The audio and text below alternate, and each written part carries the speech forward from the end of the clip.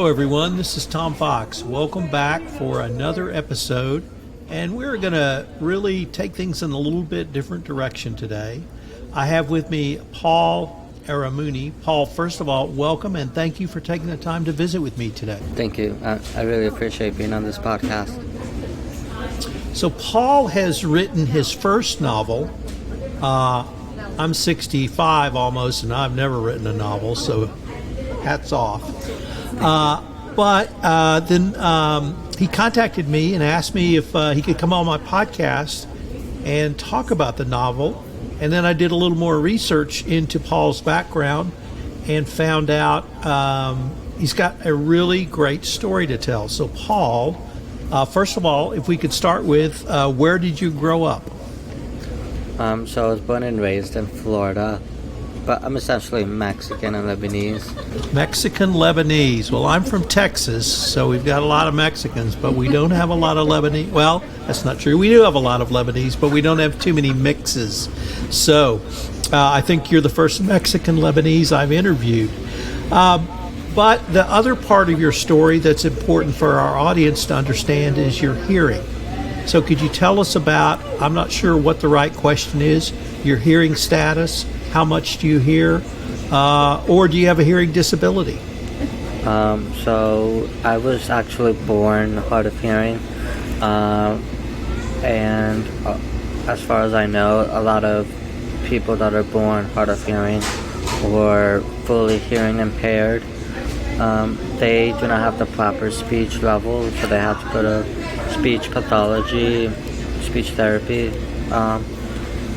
Fortunately enough, I was already proficient with my speech level, so I didn't have to go to speech class. But yeah, also there are, when I was, I guess you could say, diagnosed for when I got that disability, when I was younger, I went to a program in elementary school called the DHH, which is Deaf and Hard of Hearing program.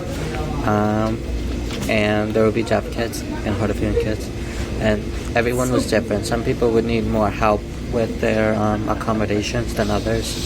I got equal help.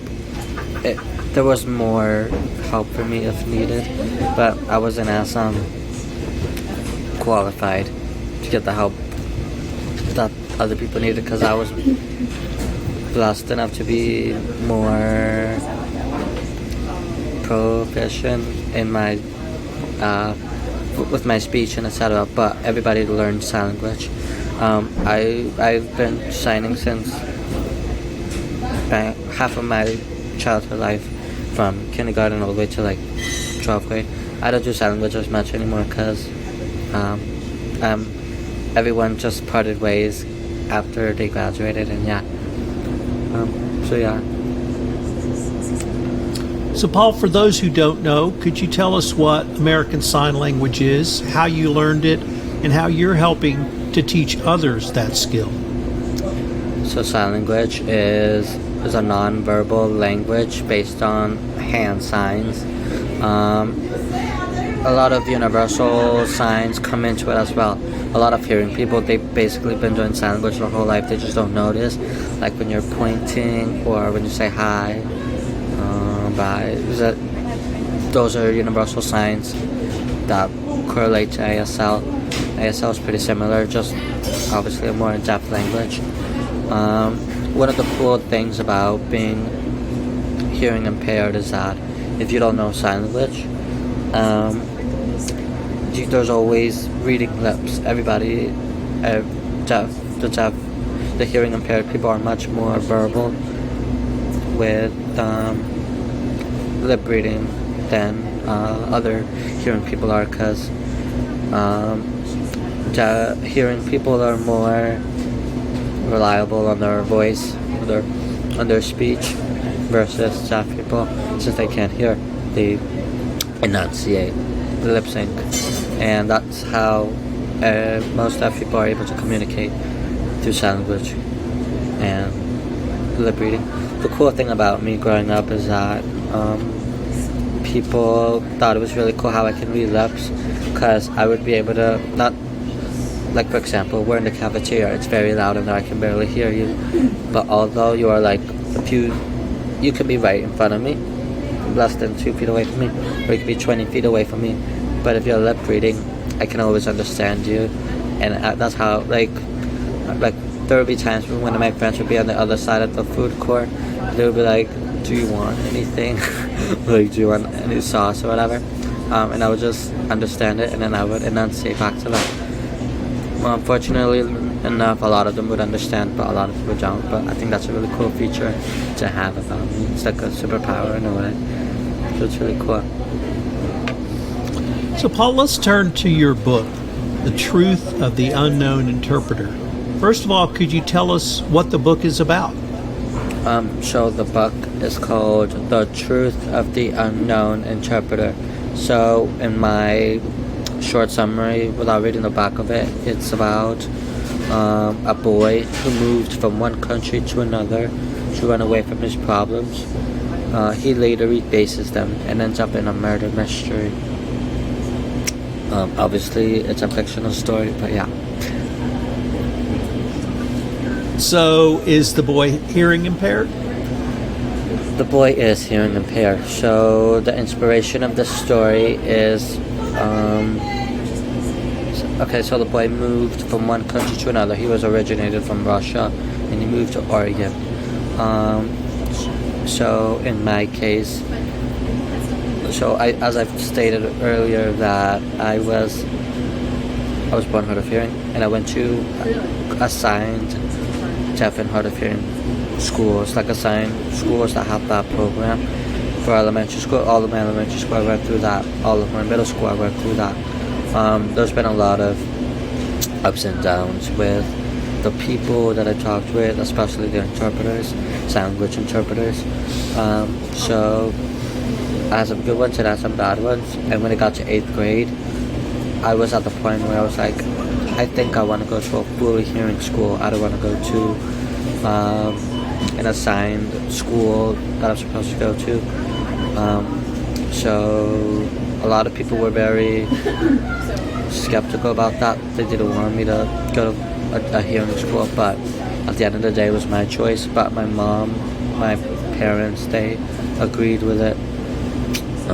They supported me every step of the way.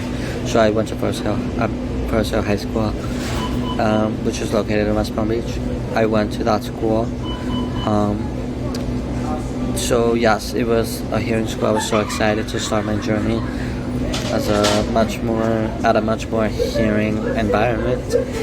But unfortunately, you have contracts and records that follow you wherever you go. So I have this thing called the IEP, which is a contract for people with disabilities and whatnot.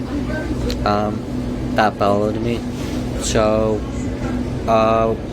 in the beginning of the day, when I started class, when I started school, I had a really fun moment seeing all the hearing kids and seeing all the groups and this and that. So it was really cool. I was so happy until I got to my first class, and then just minding my own business, setting up, getting my stuff ready, and then sadly I saw a lady. She was the last person to come in. A lady with a black business suit. She had a briefcase and everything.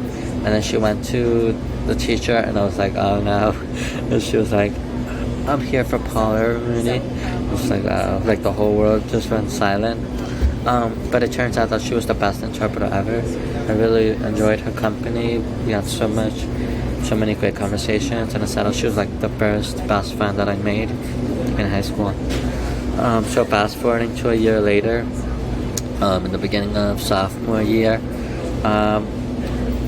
first few days were really great, and then later, unfortunately, she gave me some pretty sad news. She had to go to this other client, an Italian client who was hearing impaired and needed her specialty more than I did.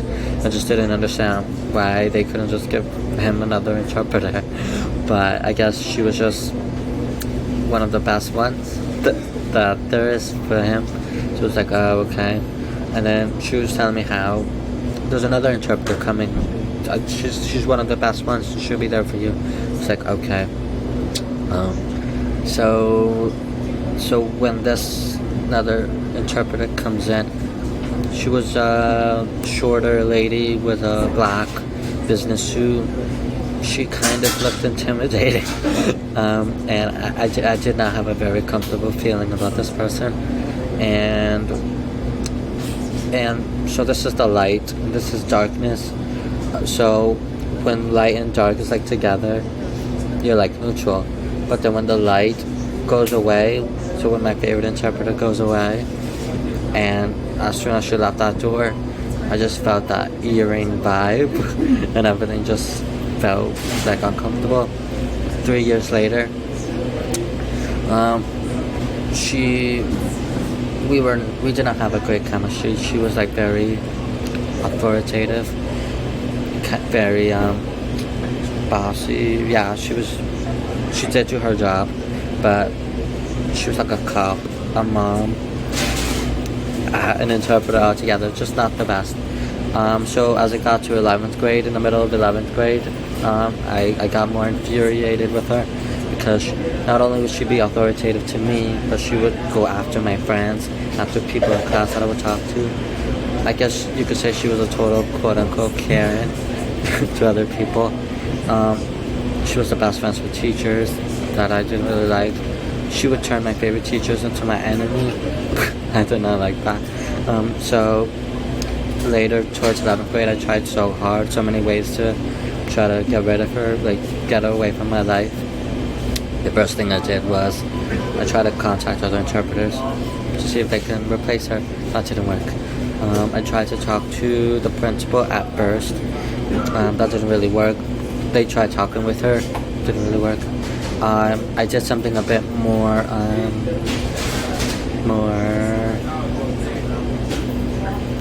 I guess more out of my comfort zone, which I made a petition of 500 signatures to try to get rid of my interpreter. That worked. A lot of students in the cafeteria were just like, oh yeah, sure, I'll just sign it. They even knew who my interpreter was. They were like, oh, I want to get rid of this person too. I submitted to the principal. The principal did not like that. She said that it was illegal or something like that. I was like, oh, sorry. So when the principal didn't like it, I emailed the superintendent of the school board. He didn't do much. He just forwarded the message to my principal, which was, I felt embarrassed because I thought the superintendent would just be like, oh, okay, I'll just put the stamp for you. And then the principal was like, why would you do that? You shouldn't have done that. And at one point, my interpreter, she said, I have 13 years of experience with the school board. There's no way you're going to get rid of me this easily. She said it in a much aggressive tone. It was like very scary. It was like, sheesh, crazy.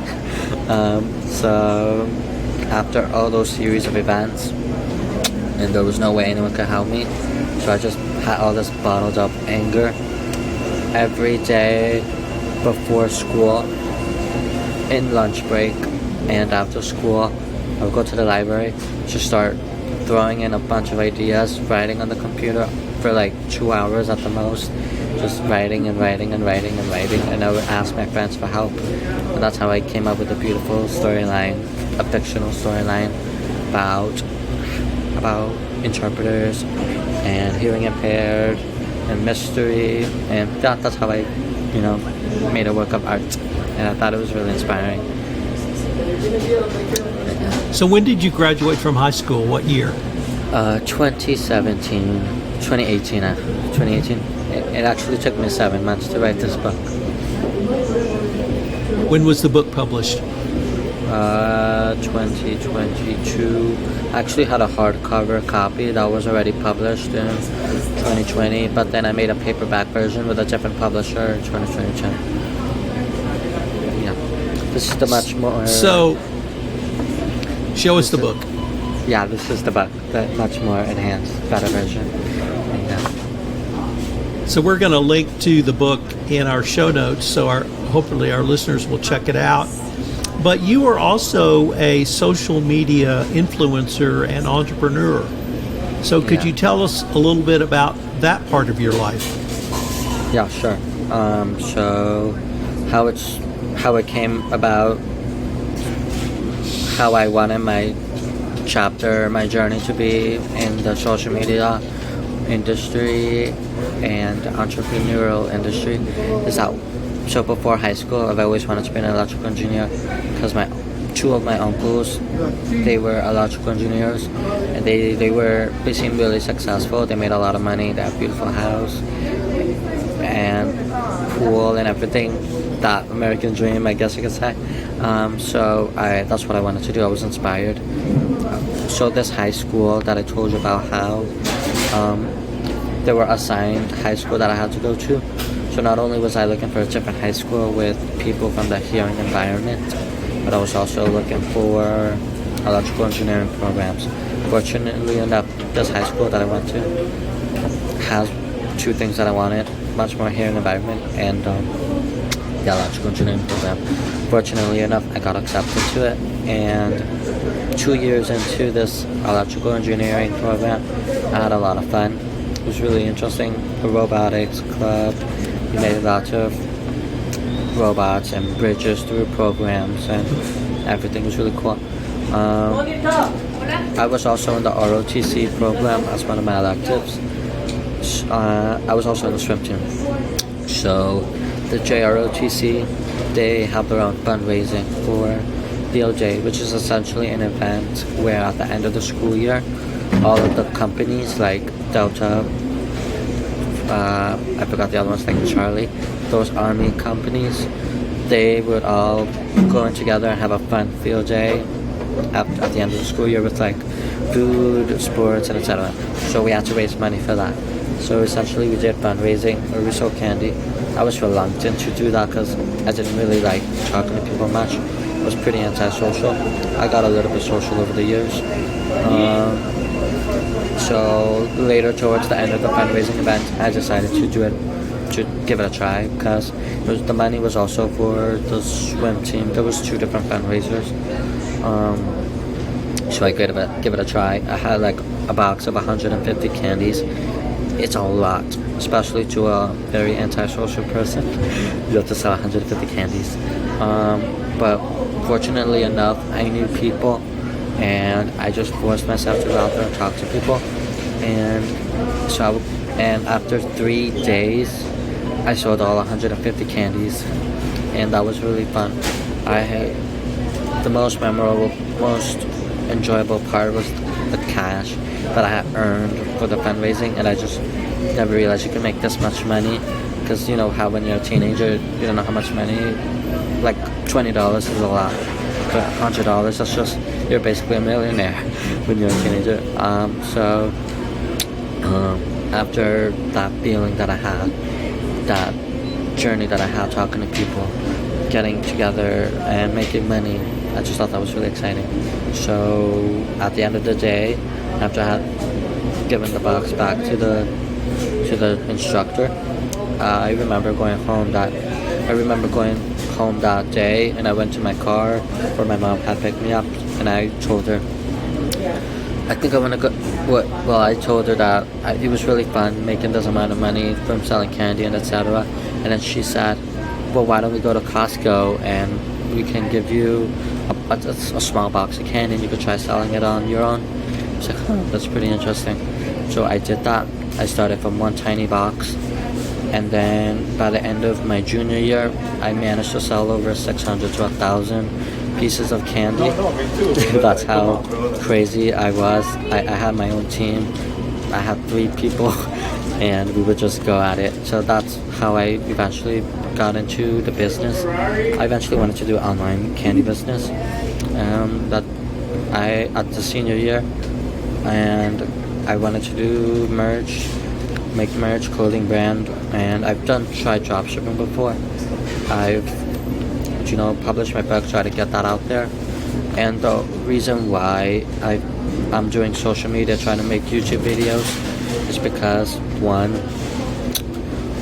yes, I'm social. I love talking to people, making content, making other people smile, and etc. But I plan on getting a large fan base so that I can not only have recognition but also get my word out there from this book that I published. And I eventually want to go back to the candy business and make merch, etc.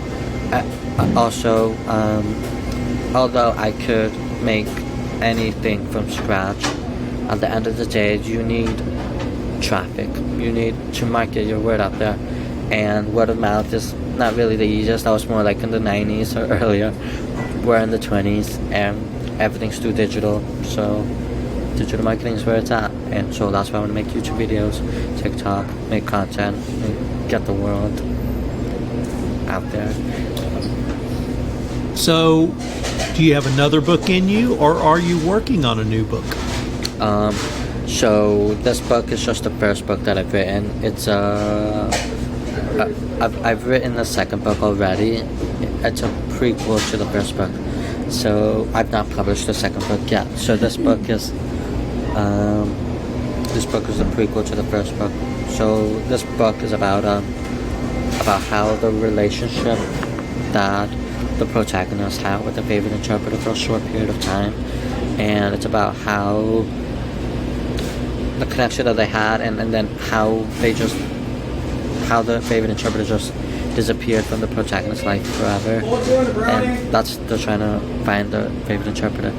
And the second book that I wrote, that's a prequel to the first book, it's about the friendship, the fun journey that the protagonist had with the favorite interpreter. And yeah, so it's a really good one.